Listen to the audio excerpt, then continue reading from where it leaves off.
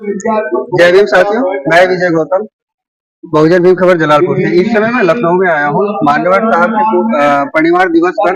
आज यहाँ पे काफी तमाम लोग आए हैं, कई जगहों से आए हैं। आइए कुछ लोगों से बातचीत करते हैं कि यहाँ पे सबसे पहले तो आपका बहुत बहुत स्वागत है बहुजन भीम खबर जलालपुर में।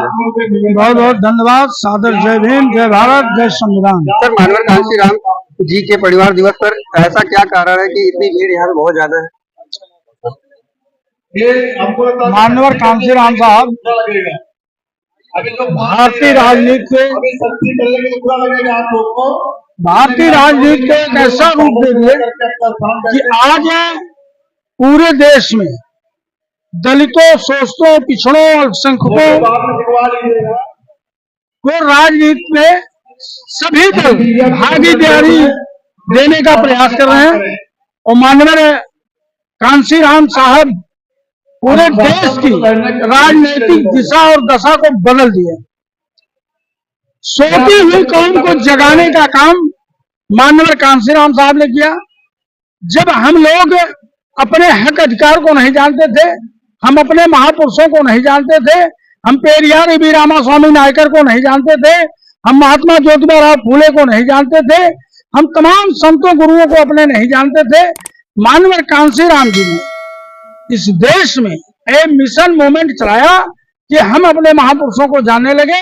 और आज उसी के दिन है कि माननीय कांशीराम साहब के परिनिर्वाण दिवस पर यह लखनऊ में कांशीराम स्मारक स्थल पर आज इतना जन सैलाब उमड़ा है। कांशीराम जी के विचारधारा को आगे कौन बढ़ाएगा? देखिए, माननीय कांशीराम साहब के विचारों को आगे बढ़ाने के लिए उन्होंने अपने जीते जी उन्होंने अपना उत्तराधिकारी माननीय बहन जी को बनाया। और माननीय कांशीराम साहब की ही देन है कि माननीय बहन जी उत्तर प्रदेश जैसे बड़े प्रदेश की चार बार मुख्यमंत्री रही हैं और सांसद रही हैं, राज्यसभा सांसद रही हैं, लोकसभा सांसद रही हैं, विधायक रही हैं। और आज भी पूरे देश में, प्रदेश में नहीं पूरे देश में माननीय बहन जी के शासन को अनुशासन के रूप में देखा जाता है। और लोग कहते हैं, और ये यकीनन मैं आपको बता रहा हूँ कि माननीय कांशीराम साहब के मिशन को, जो बाबा साहब डॉक्टर भीमराव अम्बेडकर जी का मिशन था, उस मिशन मूवमेंट को अगर कोई गति दे सकता है और अगर गति देने का काम किया है तो माननीय बहन कुमारी मायावती जी ने दिया है। और भविष्य में आगे चल करके माननीय बहन जी के निर्देश पर माननीय आकाश आनंद जी, बाबा साहब एवं माननीय कांशीराम साहब के मिशन मूवमेंट को आगे ले चलने का काम करेंगे। आकाश आनंद जी हरियाणा में लगातार प्रचार कर रहे थे, फिर भी वहाँ की जनता कुछ खास असर नहीं देखने को पड़ा। आप नहीं जानते माननीय कांशीराम साहब कहा करते थे। आज माननीय कांशीराम साहब के परिनिर्वाण स्थल पे हम खड़े हैं। माननीय कांशीराम साहब कहा करते थे, हमें भीड़ दिखाने की जरूरत नहीं है। और जो राजनैतिक परिस्थितियां इस समय देश में है, वो हिंदू मुस्लिम फर्जी नारा, समाजवाद पर फर्जी, संविधान बचाओ का जो नारा है। लेकिन आप देखे होंगे कि पूरे हरियाणा का चुनाव 90 सीटों का जो रिजल्ट आया है, हमारे 20 विधायक ऐसे रहे कि जो बहुत कम 1000-2000 वोटों से हारे हैं। हरियाणा में सर एक सीट निकली है सिर्फ आपकी? नहीं, हमारी एक सीट निकली है। लेकिन आप ये देखिए कि हरियाणा की जनता का मूड क्या था। हरियाणा की जनता ने पूरा सपोर्ट किया है। और आप देख लीजिए कि हरियाणा में हमारे 20 विधायक ऐसे हैं, 20 सीट ऐसी रही कि जहां हम बहुत कम वोटों से, बहुत ही 1000-2000 वोटों से हारे हैं। सर, चुनाव होने वाले हैं, इस पर क्या उम्मीद है कि बसपा कितनी सीट निकाल ले जाएगी? कहाँ की बात कर? उत्तर प्रदेश में भी 2027 में चुनाव ये उपचुनाव जो होने जा रहा है, आप देखिएगा उपचुनाव में भारतीय जनता पार्टी और समाजवादी पार्टी दोनों का सुपड़ा साफ हो जाएगा। सर, बहुजन समाज पार्टी को बी टीम कहा जाता है, ऐसा क्यों? देखिए, देश की जो ये सामंतवादी ताकतें हैं, जो देश के बहुजनों को हुक्मरान बनते हुए देखना पसंद नहीं करना चाहते हैं, ऐसे सामंतवादी ताकतें भारतीय जनता पार्टी का बी टीम बता करके इस बहुजन समाज को कमजोर बनाने की कोशिश कर रहे हैं।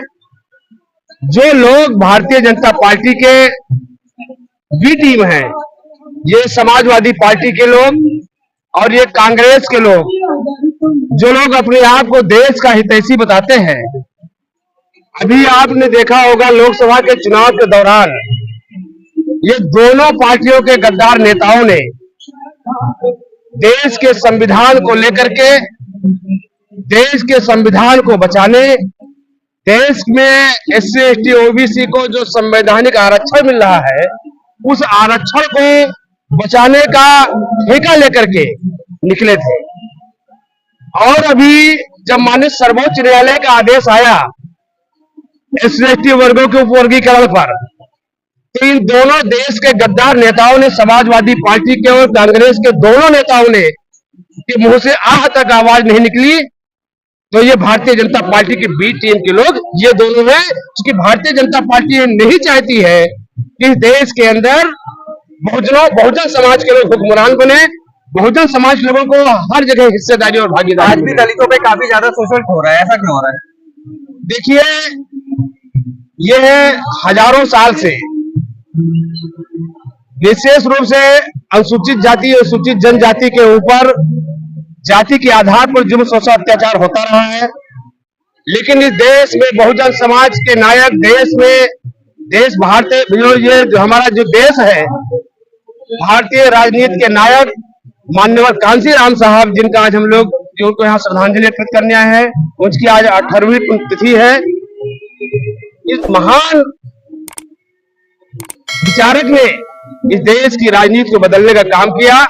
आज हम लोग उनको नमन करते हैं, वंदन करते हैं, और ये पूरी आशा और विश्वास के साथ जो यहाँ लोग आ रहे हैं, निश्चित रूप से माननीय साहब के सपनों को पूरा करने का। और जो ये माननीय साहब कहा करते थे, जो समाज हुक्मरान नहीं बनता है, जिस समाज का की शासन सत्ता नहीं होती है, उस समाज के ऊपर हमेशा जुल्म शोषण अत्याचार होता रहा है। अगर ये बहुजन समाज के लोगों, आपको अपने ऊपर जुल्म शोषण अत्याचार से मुक्ति पाना है, अगर आपको अपने बहन बेटियों की इज्जत बचाना है, तो इस देश का हुक्मरान बनो। सर, हरियाणा में अभी चुनाव था, जो कि आकाश आनंद जी लगातार पार्टी में प्रचार कर रहे थे, बहन जी साथ में थी, तो ऐसा क्यों हुआ कि एक सीट वहां से निकल पाई? देखिए, हमने आपको बताया अभी कि इस देश में तमाम ताकतें जो धर्म के नाम पर समाज को बांटने का काम कर रहे हैं, लोगों को गुमराह करने का काम कर रहे हैं, हिंदू मुसलमान के नाम पर लड़ाने का काम कर रहे हैं। ये भोला भाला समाज, देश का ये जो 85% समाज के लोग हैं, ये उन मनवादी ताकतों के सामंतवादी सोच की विचारधारा से कहीं न कहीं भ्रमित हो जाते हैं। कहीं न कहीं इस पर हमको और मेहनत करके काम करने की जरूरत है, जिससे लोगों को भ्रमित ना हो। सर, आपका शुभ नाम? RP गौतम, एडवोकेट, पूर्व मंडल संयोजक, अयोध्या मंडल, बसपा। सर, आप कहाँ से आ रहे हैं? बाराबंकी से आ रहा हूँ। सर, ये बताया क्या 2027 में कुछ बड़ा चेंज होने वाला है? तो 2027 में बहुत बड़ा चेंज आने वाला है, और 2027 में हम यूपी में गवर्नमेंट बना